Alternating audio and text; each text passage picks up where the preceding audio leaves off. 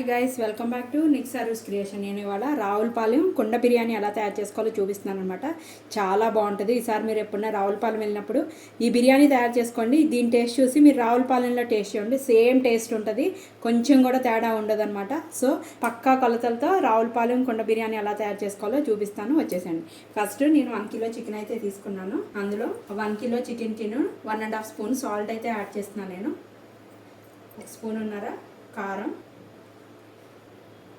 2 spoons masala పొడి, ఇంట్లో తయారు చేసుకున్న గరం మసాలా పొడి, 1/2 స్పూను పసుపు, కొంచెం మేతి, కసూరి మేతి అంటారు కదా అదనమాట, కొంచెం కసూరి మేతి, ఆయిల్ ఒక 4 to 5 స్పూన్స్ ఆయిల్, ఒక 2 స్పూన్స్ గట్టి మింగడతో ఉన్న పెరుగు, ఒక లెమన్,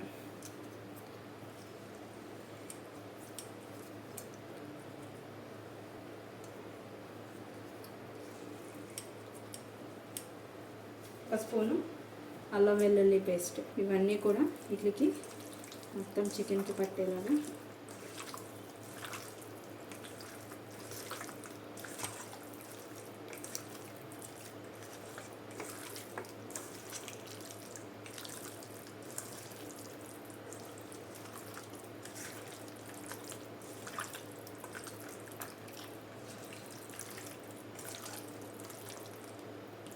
పట్టించుకున్నాక దీన్ని ఒక 1 అవర్ అయితే నాననిద్దామన్నమాట.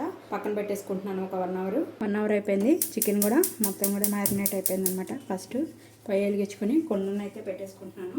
కుండ వేడెక్కకూడదు. ఎప్పుడు వేడెక్కితే క్రాక్స్ వచ్చేస్తాయి అనమాట. పెట్టగానే మనం ఆయిల్ ఏదైనా వాటర్తో చేసేదైతే వాటరు పోసేసుకోవాలన్నమాట. బిర్యానీ కాబట్టి కొంచెం ఆయిల్ కూడా ఎక్కువే పడుతుంది. 7 to 8 స్పూన్స్ ఆయిల్ అయితే వేసుకోవాలి. వేసుకొని ఇందులో 2 స్పూన్స్ నెయ్యి,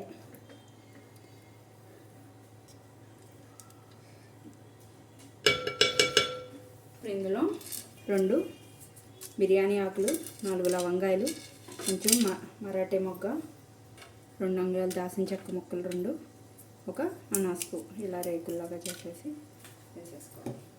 అవి కొంచెం ఫ్రై అవుతుండగా ఆనియన్స్, 2 మీడియం సైజ్ ఆనియన్స్, ఒక 10 పచ్చిమిరపకాయలు అయితే నేను వేస్తున్నాను అనమాట. మన ఘాటుకి సరిపడా వేసుకోవచ్చు.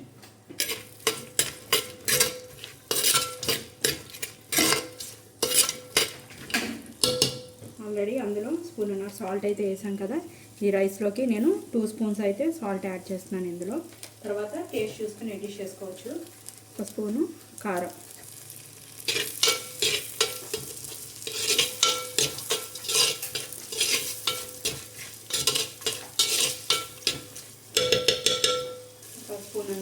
అల్లం వెల్లుల్లి పేస్ట్,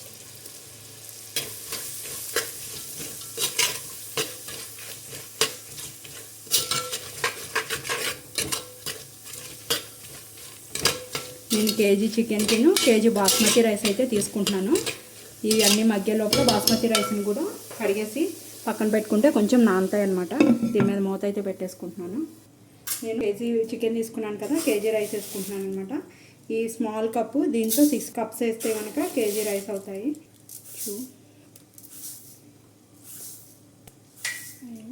6. ఇప్పుడు దీన్ని కడిగేసుకొని పక్కన పెట్టుకుందాము.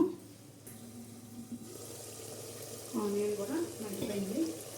ఇప్పుడు ఇందులో ఒక గుప్పుడు జీడిపప్పు పలుకులు, ఒక గుప్పుడు పుదీనా వేసేసి కొంచెం ఫ్రై చేసుకునే ఆయిల్లో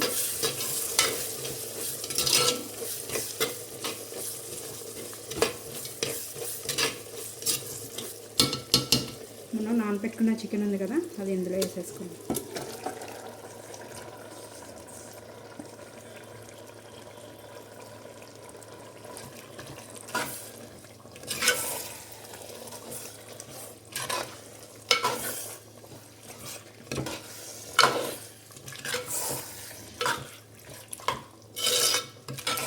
మొత్తం కూడా కలిసేదాకా కలుపుకొని మూత పెట్టుకొని కొంచెం మగ్గబెట్టుకున్నాము. అప్పుడు మసాలా వాసన ఉన్నది, పచ్చి వాసన రాకుండా ఉంటుంది. వాటర్ పోయకుండా మగ్గబెట్టుకుంటే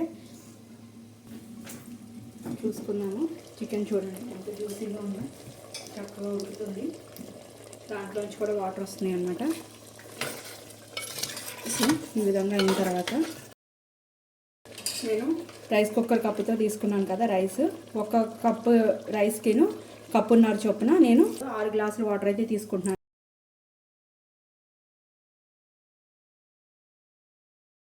6 గ్లాసులు వాటర్ అయితే యాడ్ చేసుకున్నాము. ఒకసారి మొత్తం కదిపేసుకున్నాం.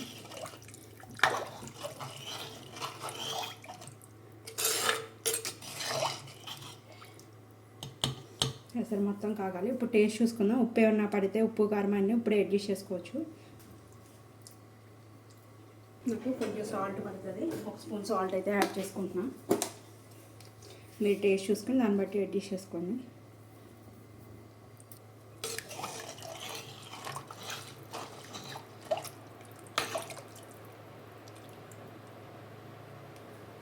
మూత పెట్టేసుకుని ఎసరు కాగే వరకు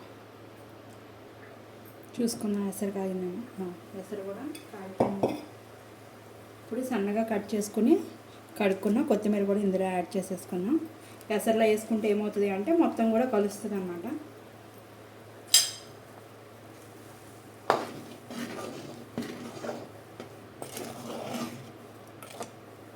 ఇప్పుడు రైస్ వేసేసుకున్నాం. ఇందులో కర్రీ పక్కన పెట్టుకున్న రైస్ ఉన్నాయి కదా,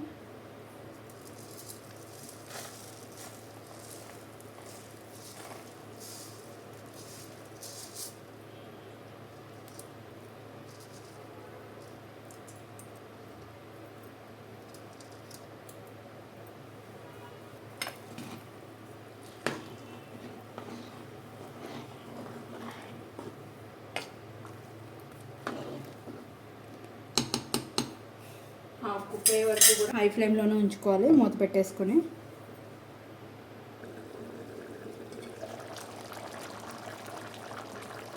సరే కలుపుతున్నాము.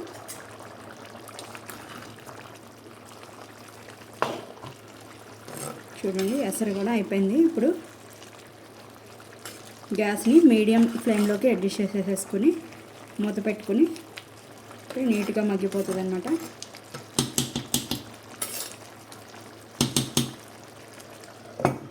మీడియం ఫ్లేమ్లోకి పొయ్యి అయితే అడ్జస్ట్ చేసేసుకుంటున్నాను. ఒక 10 to 15 మినిట్స్ కనుక ఉంటే కనుక మీడియం ఫ్లేమ్లో ఎసరంతా కూడా మగ్గిపోతుంది. ఆ తర్వాత మనం గ్యాస్ ఆఫ్ చేసుకుందాం. ఎందుకంటే కుండ వేడికి ఈ రైస్ ఎక్కడన్నా పలుకున్నా కూడా మగ్గిపోతుంది అన్నమాట. లేకపోతే కనుక మాడిపోతుంది. కుండ కొంచెం వేడిగా ఉంటుంది కాబట్టి. సరే మూత తీసుకొని చూద్దాం. చూడండి ఈ విధంగా మగ్గిపోయింది. ఇప్పుడు గ్యాస్ ఆఫ్ చేసుకుందాం. ఎక్కడన్నా చెమ్మన్నది ఉన్నా కూడా ఈ కుండ వేడికి ఇది అయిపోతుంది అన్నమాట. రావులపాలెం కుండ బిర్యానీ అయితే రెడీ అయిపోయింది. సెంట్ అయితే సూపర్ వస్తుంది. కొంచెం ఈ కుండ వేడికి మగ్గనిద్దాము. దీన్ని నేను రైతా విత్ ఆనియన్తో అయితే సర్వ్ చేయబోతున్నాను అన్నమాట. దీనికి ఎలాంటి గ్రేవీ అవసరం కూడా లేదు. రైతా అన్నది ఆప్షనల్, మీ ఇష్టము. మేమైతే రైతా లేని బిర్యానీ తినమన్నమాట. సో అందుకనే నేను ఏ బిర్యానీ చేసినా కూడా రైతా అయితే కంపల్సరీ చేస్తాను. సో ఎమ్మి రావులపాలెం కుండ బిర్యానీ అయితే రెడీ అయిపోయింది.